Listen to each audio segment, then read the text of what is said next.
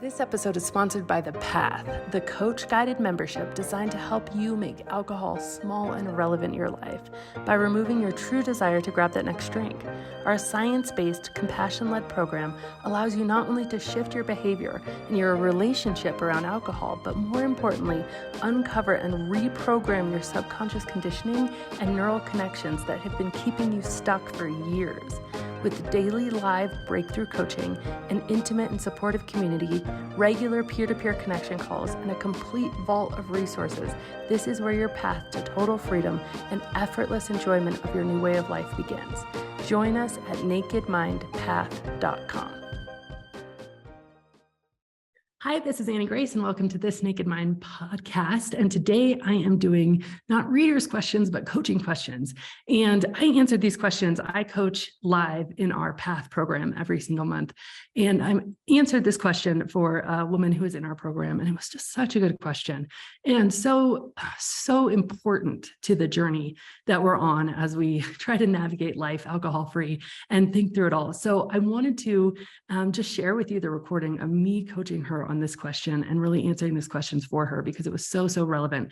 So the question was, Annie, it feels to me like the work really begins after I stop drinking because I've been numbing myself to all of the things in my real life. And I want to start to, awaken to that. And I don't know where to start.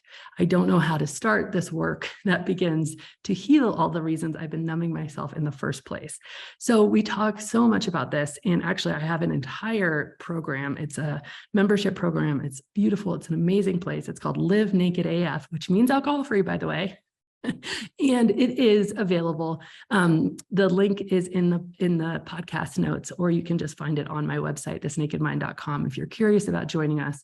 But this was, some of the important work that starts when we actually put down the bottle. And so I hope you enjoy this. This is so good. Like, first of all, I just want to celebrate that you're sort of at this stage and at this recognition and at this point of awareness, because nothing can change until we're aware of it. So like to move from feeling like not even aware that maybe, life is just living you instead of you living your life, to this place of like, even if I don't know where I want to go or what I want to do, feel like I want to show up to live my own life and I have my own voice. Like, that's massive. So I just think that's so huge and such a point of celebration. It's like this, our brains, we always frame them as negative initially. And you guys will hear me say this over and over, especially if you decide to join us for the Living Naked content, is we always sort of almost demonize awareness because all of a sudden we see a problem. But if you think of it like this, if you imagine that you have, I like to tell this attic analogy, right? So you have, there's an attic in your house, and imagine that attic is your mind, and you might kind of know it's there, but you've just been doing something to ignore the fact that the attic exists. And then you stop doing the thing so you can't ignore it anymore, because all of a sudden you're like, well, it's drafty. I'm starting to smell weird things from up there. And I've stopped numbing myself. So I'm aware of this thing. My house isn't quite how I want it to be. And so you stopped ignoring it. And then you go up into this attic and you open the door and it's like, oh my God, it's a disaster in here. I just want to shut the door and run away. This is absolutely terrifying because it is a mess. And that might not be your experience yet, but that was for sure my experience when I started looking at what was happening in my own brain, because all of a sudden I had this realization of, wow, I do actually have some control over what I'm thinking, and I haven't put any control into it. I've just been on this roller coaster of my thoughts, equaled with, and I'm not numbing the pain that roller coaster has been creating in my mind. And so those two things together was like, oh my gosh, this is a disaster. And I think the process kind of goes like this. First, you see all the conscious things, right? You start to see all the things that you can actually see, feel, and touch. Those are what I would say are the real conscious thoughts.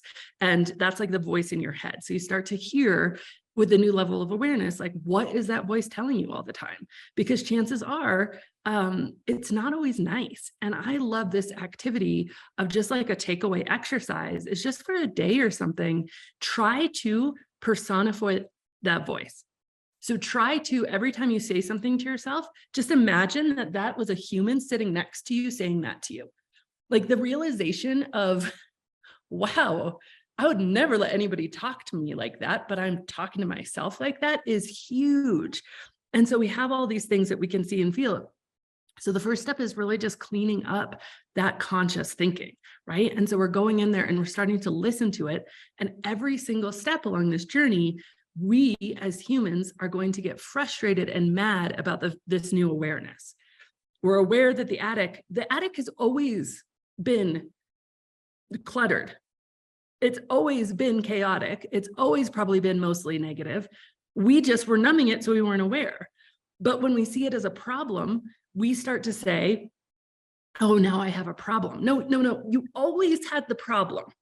Let's be real clear, like you always had the problem. You just see it now. And the reality is you can't fix anything you don't see, right? It's just like with drinking, like drinking was a problem pretty much since the first time we picked up a drink because of how alcohol works in our brain and body. But we only, when we realized like, oh, this is a problem, it was like this crushing weight of information. No, the problem was already there, but now we can see it. And actually awareness, even though it's painful, should be so celebrated because in the seeing of the problem, we realize that we have strength, capacity to change it. I mean, we're incredibly like sophisticated humans. Like we have so much power in our own lives that we don't realize, right? And then once you kind of clean up a lot of those conscious thoughts, which are just the voices you can hear in your head, you get it all clean, and you're like, oh, this looks really nice. But then you might notice, well, there's still a little bit of a smell in here, or it's still kind of damp, right?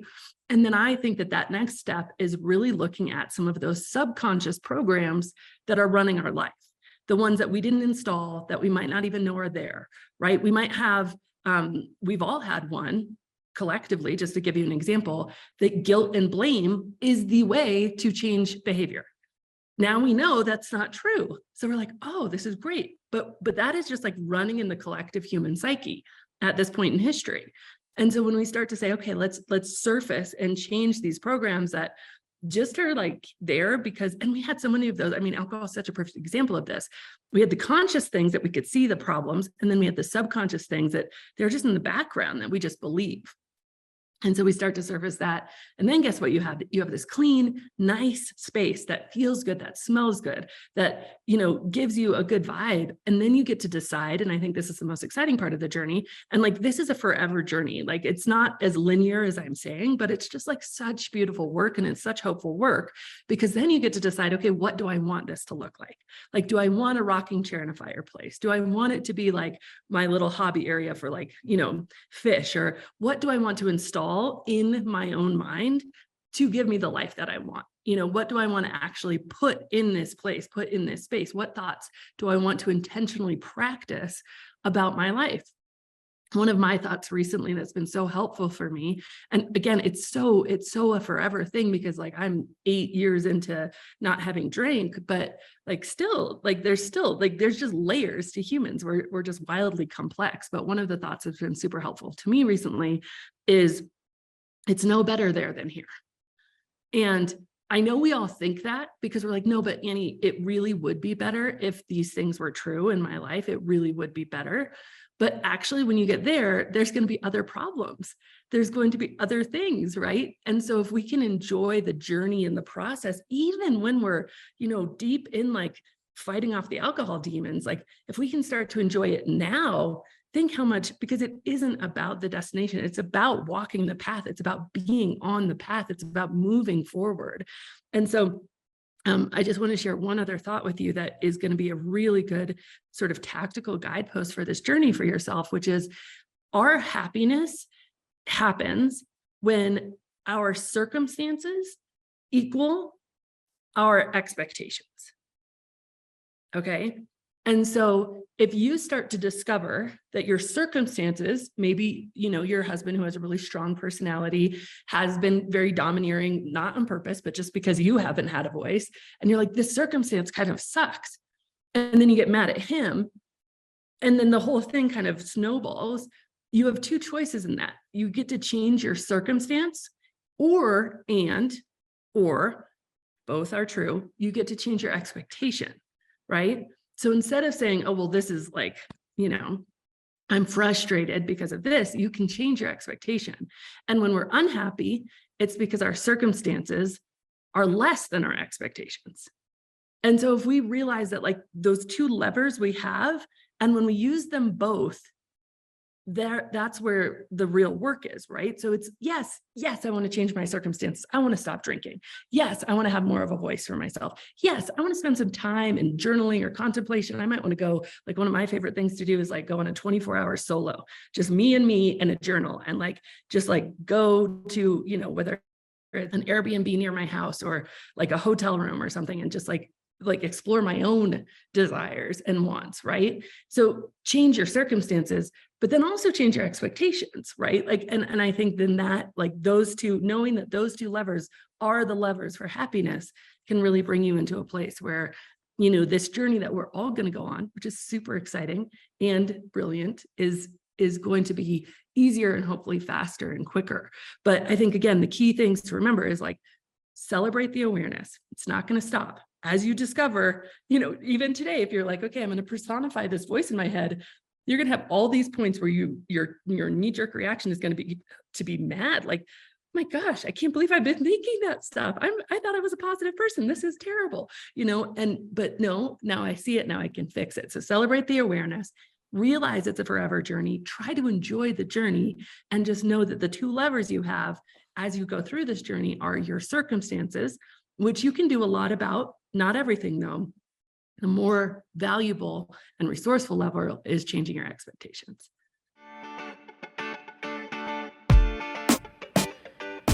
We are so excited to announce our newly recalibrated signature program, the Path Freedom Accelerated. This 90-day program is designed to make freedom from alcohol quicker, more accessible, and more affordable than ever before. Imagine if just 90 days from now you discover a new freedom without feeling like you're hanging on to willpower by your fingernails, without feeling deprived or like you're missing out, and without the shame, guilt, and blame. The Path Freedom Accelerated provides a guided, almost hypnotic sequence of content that speaks not only to your conscious mind, but also to your subconscious, actually changing your desire for a drink. Plus, you will receive daily accountability and support from our coaches and our community. If you feel like you have lost control of your drinking, there is a solution, one that's easier than you might think and doesn't involve rules, missing out, or deprivation. We would love for you to join us. Go to nakedmindpath.com to learn more. And as always, rate, review, and subscribe to this podcast, as it truly helps the message reach somebody who might need to hear it today.